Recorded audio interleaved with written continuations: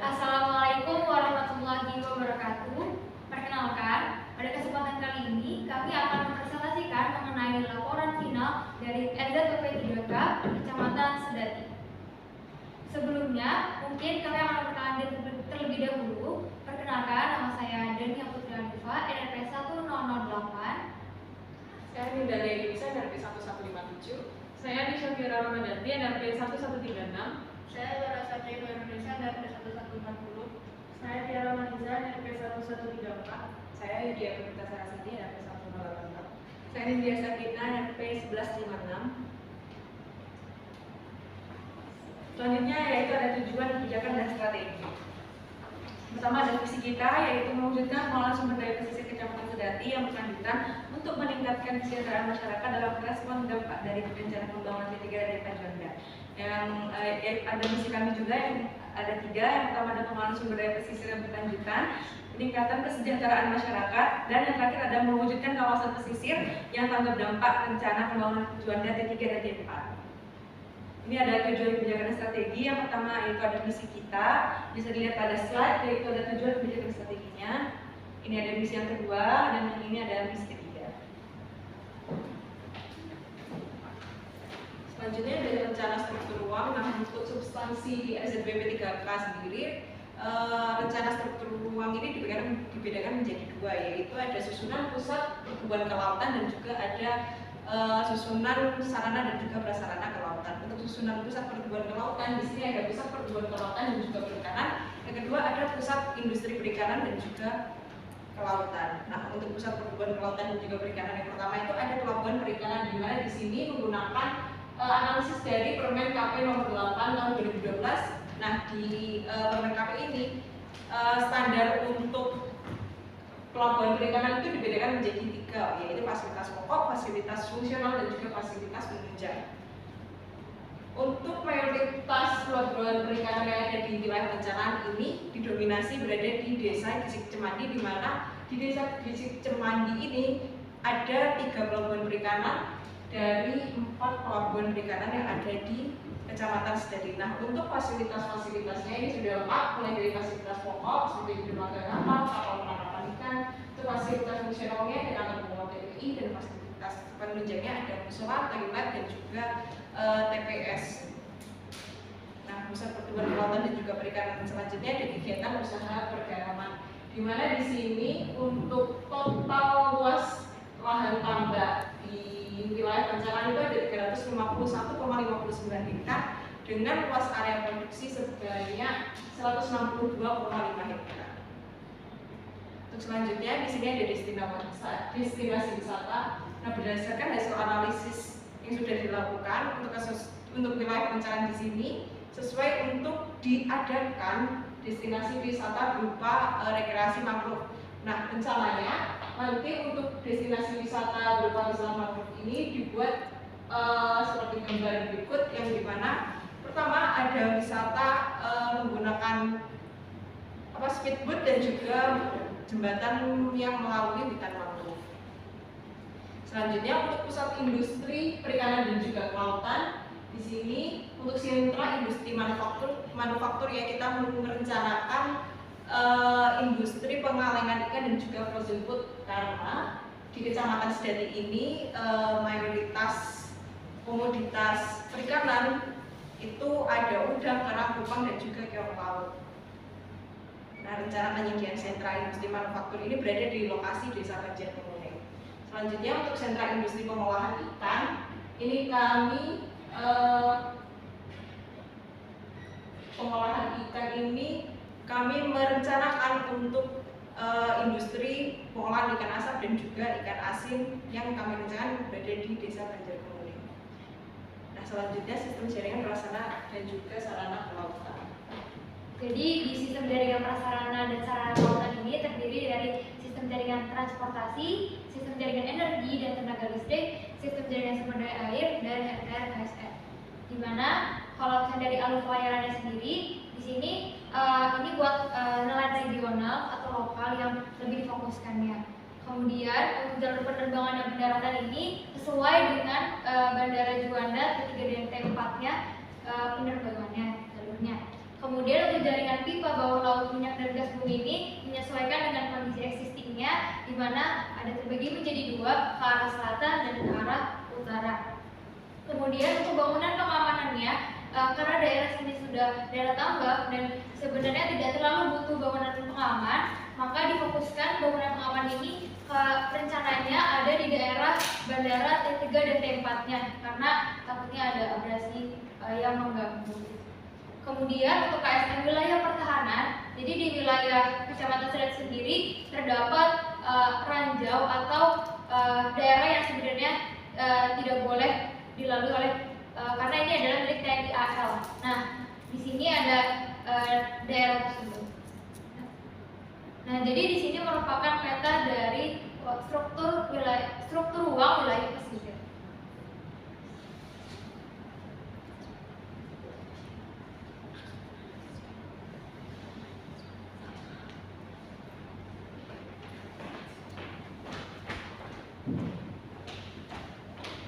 Selanjutnya ada rencana pola ruang, yaitu ada kesesuaian perairan. Yang pertama ini diambil dari RZWP. Yang pertama ada perikanan tangkap, perikanan budaya, ada budidaya kerapu, budidaya tambak udang, budidaya rumput laut, budidaya kerang, budidaya mutiara, lalu ada wisata bahari, lalu ada wisata selam, wisata snorkeling, wisata jet ski dan air. Selanjutnya ada kawasan rekreasi dan ada wisata pancing. Selanjutnya dari itu ada peta kesesuaian. Yang ini pertama ada perikanan tangkap, di mana di Kecamatan Sedati ini perikanan tangkapnya kurang sesuai. Bisa dilihat pada tabel yang menunjukkan warna orange itu tidak kurang sesuai.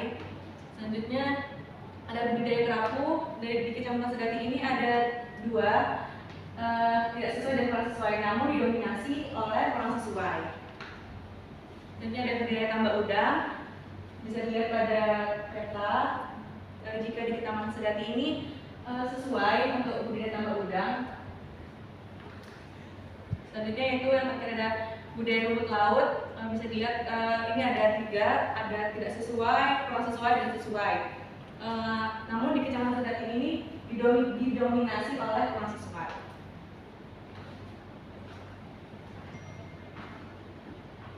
Baik, selanjutnya setelah dilihat dari bobot-bobot tadi ya yang sudah didasarkan dari pedoman RZWP, itu kan dilakukan basic overlay yang sudah disebutkan sebelumnya sama teman saya, itu mengenai kata kesesuaian perikanan tangkap dan lain-lain. Kemudian ini dilanjutkan oleh kata kesesuaian budidaya kerang mutiara, di mana di wilayah perencanaan kami ini tuh dibagi menjadi wilayah yang tidak sesuai dan kurang sesuai, namun didominasinya oleh wilayah yang tidak sesuai oleh budidaya kerang mutiara. Selanjutnya di sini ada wisata bahari, di mana wisata bahari di wilayah perencanaan kami ini dilihat dari weighted overlay dari bobot yang sudah disesuaikan dengan pedoman RZWP, dihasilkan bahwa wisata bahari di wilayah perencanaan kami ini masuk dalam kategori wilayah yang kurang sesuai. Selanjutnya ada wisata selam, di mana wisata selam di wilayah perencanaan kami ini dari hasil weighted overlay itu dibagi menjadi wilayah kurang sesuai dan tidak sesuai, namun didominasi oleh wilayah yang tidak sesuai. Selanjutnya ada wisata snorkeling yang juga dibagi menjadi wilayah kurang sesuai dan tidak sesuai, namun didominasi oleh area yang kurang sesuai.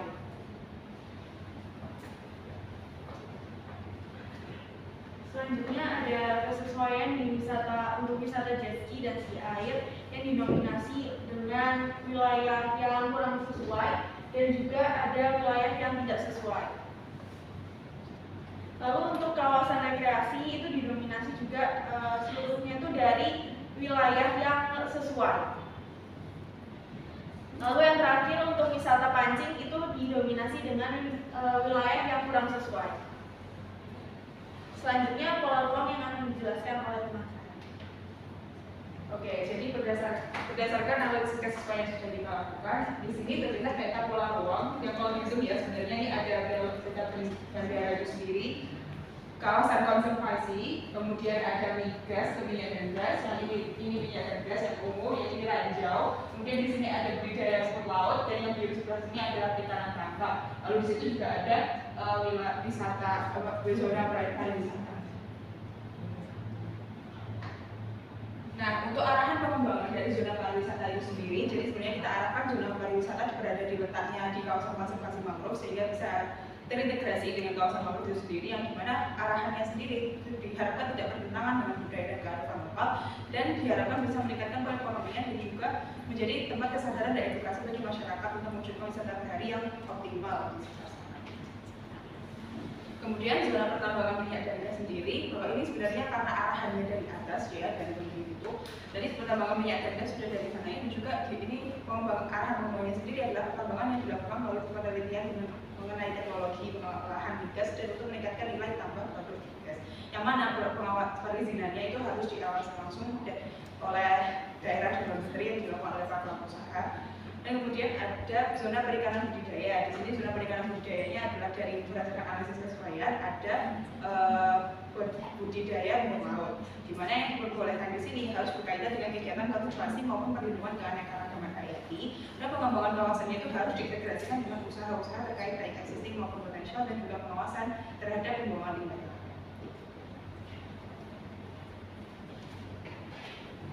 Selanjutnya ada zona perikanan tangkap. Jadi untuk arahan dari zona perikanan tangkap ini berfokus pada mempertahankan dan merehabilitasi ekosistem di sekitar kawasan bandara dan meningkatkan produksi hasil perikanan melalui memperbaiki sarana prasarana perikanan dan meningkatkan pengolahan pemasaran hasil perikanan. Dan selain itu ada juga kegiatan yang diperbolehkan dan tidak diperbolehkan untuk zona perikanan tangkap.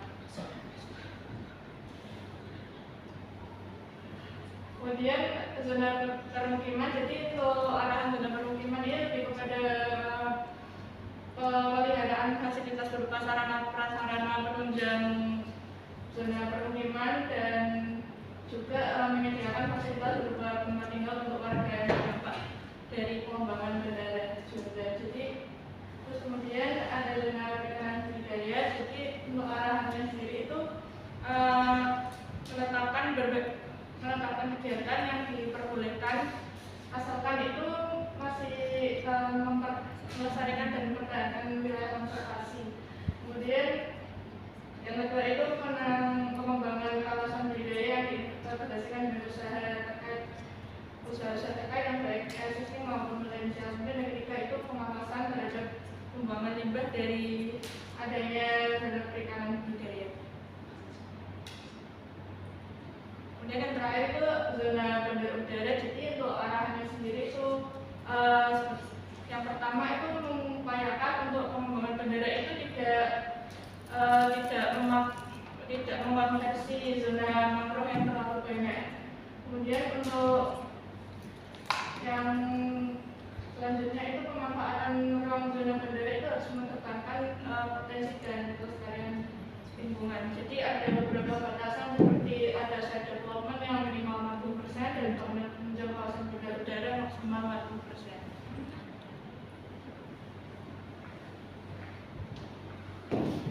Baik, selanjutnya ada indikasi program, di mana indikasi program kami ini dibagi menjadi dua kolom, yaitu yang pertama itu ada kawasan pemanfaatan dan alur laut, di mana kawasan pemanfaatan ini kan telah disebutkan oleh yang pola ruang itu terdiri dari zona pertambangan, pariwisata dan lain-lain. Kemudian di alur laut sendiri itu hanya ada alur pipa laut dan alur pelayaran. Dan ini tuh di tahapan untuk tahun pelaksanaannya itu 5 tahunan.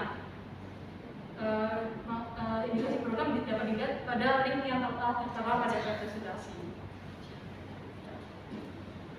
Kemudian ada arahan kebijakan menentukan ruang pada sepanjang pantai.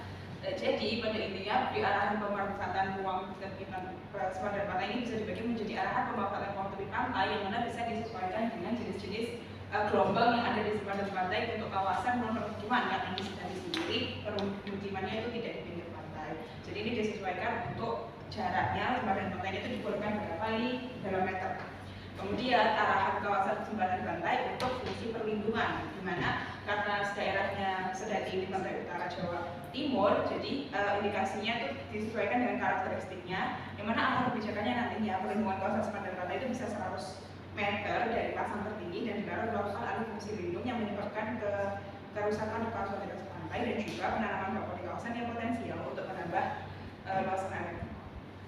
Kemudian ada juga di arahan pemanfaatan sempadan pantai, di mana yang pada intinya pemanfaatannya itu harus untuk RTH, pertahanan keamanan dan perhubungan. Kemudian ada tempat wisatanya juga, ada kegiatan rekreasi. Kemudian pengembangan struktur alami dan struktur buatan itu untuk mencegah abrasi dan lain sebagainya. Kemudian tidak diperbolehkan membuang limbah secara langsung dan juga tidak diperbolehkan kegiatan yang dapat memerlukan fungsi ekologis dari ekosistem pesisir yang sudah ada.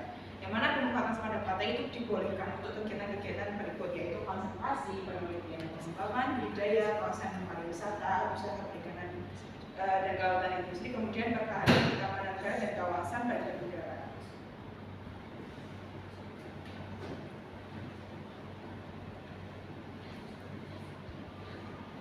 Selanjutnya ada arahan kesesuaian kegiatan pemanfaatan ruang perairan pesisir, di mana dalam hal ini meliputi tabel ITX, yaitu pemanfaatan yang diizinkan, pemanfaatan yang bersyarat terbatas, kemudian ada pemanfaatan yang tidak diizinkan atau tidak diperbolehkan. Pada hal ini tabel ITX ini terbagi menjadi zona-zona yang telah direncanakan pada pola ruang dan alur laut yang sudah direncanakan juga. Pada ITX ini juga dapat diakses pada link yang telah dicatat. Selanjutnya ini ada arahan pemberian insentif, di mana insentif merupakan perangkat atau upaya untuk memberikan imbalan terhadap pelaksanaan kegiatan yang sejalan dengan rencana zonasi. Nah, di arahan pemberian insentif ini ada insentif fiskal dan juga ada insentif non fiskal, di mana untuk insentif fiskal di sini ada nama atau pembebasan pajak atau retribusi daerah, dan untuk yang insentif non fiskal ini ada arahan penambahan nilai alokasi khusus, pemberian kompensasi, subsidi silang, lalu ada kemudian prosedur perizinan dan juga lain-lain. Nah, untuk beberapa pemberian insentif ini, arahan pemberian insentif diberikan kepada pemerintah daerah lainnya. Lalu ada arahan insentif dari pemerintah provinsi kepada pemerintah kabupaten atau kota, ada arahan insentif dari pemerintah provinsi kepada masyarakat umum, dan juga ada pemberian penghargaan kepada masyarakat, swasta, pemerintah, dan juga lain-lain. Nah, untuk arahan pemberian disinsentif ini merupakan perangkat untuk mencegah, membatasi pertumbuhan atau mengurangi kegiatan yang tidak sejalan dengan rencana zonasi.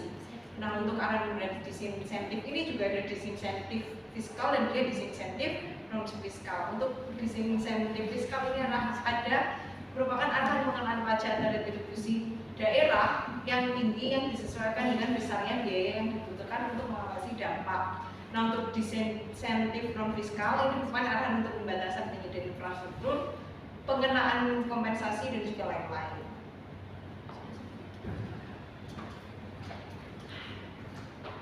Selanjutnya ada arahan pengendalian pemanfaatan ruang perairan pesisir yang akan kami jelaskan dari pengawasan, pengendalian dan juga arahan zonasi. Di mana arahan zonasi ini sudah disesuaikan dengan pola ruang yang tadi juga sudah dijelaskan oleh teman saya, dan itu juga sudah disesuaikan dengan Kemenkp. Maka di presentasi kali ini kami hanya menjelaskan dari pengawasan dan pengendaliannya, di mana pengawasannya ini dilakukan dengan memonitoring sebuah perencanaan agar terkoordinasi berdasarkan kewenangannya dan memperhatikan kearifan lokal yang ada. Di mana kegiatan pengawasan yang dimaksud ini seperti mengumpulkan dan memperoleh dokumen rencana, melakukan pertukaran data, menindaklanjuti laporan yang sudah dimasukkan dari masyarakat, lalu memeriksa sampel dan melaksanakan kegiatan lain yang menunjang pelaksanaan dari perencanaan itu. Lalu ini ada skema monitoring yang disesuaikan dari Kemenkp nomor 30 tahun 2021. Selanjutnya pengendalian akan dijelaskan oleh teman saya. Jadi selain melakukan pengawasan juga ada kegiatan pengendalian. Jadi untuk untuk Kemendagri sendiri ini berdasarkan Peraturan Menteri Kelautan Perikanan Nomor 28 Tahun 2021 yang mana untuk pengendalian ruang yang ada lepasan sendiri itu memiliki prinsip untuk laporkan pelaksanaan pemanfaatan ruang, memantau perubahan pemanfaatan ruang, mengevaluasi konsistensi pelaksanaan benaran tata ruang, dan yang terakhir memberikan sanksi hukum atas pelanggaran pemanfaatan ruang. Selanjutnya ini ada arahan sanksi. Arahan pengenaan sanksi merupakan tindakan penertiban yang dilakukan terhadap setiap orang yang melakukan pelanggaran di bidang perencanaan zona WP 3K. Nah, pelanggaran dalam penyelenggaraan perencanaan zonasi WP 3K ini adalah pihak yang melakukan penyimpangan dikarenakan sanksi, meliputi sanksi administrasi maupun sanksi perdata. Nah, pengenaan sanksi diberikan kepada pemanfaatan ruang WP 3K yang tidak sesuai dengan ketentuan perizinan pemanfaatan ruang dan pejabat pemerintah yang berwenang menerbitkan izin pemanfaatan ruang yang tidak sesuai dengan rencana zonasi. Nah, untuk arahan pengenaan sanksi administratif ditetapkan berdasarkan hasil pengawasan pemanfaatan ruang WP 3K. Lalu yang kedua ada tingkat sumbangan implementasi exit WP 3K. Yang ketiga ada kesepakatan antar instansi yang berwenang, dan yang keempat ada peraturan perundang-undangan sektor terkait yang lainnya. Nah, sekian presentasi dari kelompok kami. Kurang lebih mohon maaf. Wassalamualaikum warahmatullahi wabarakatuh.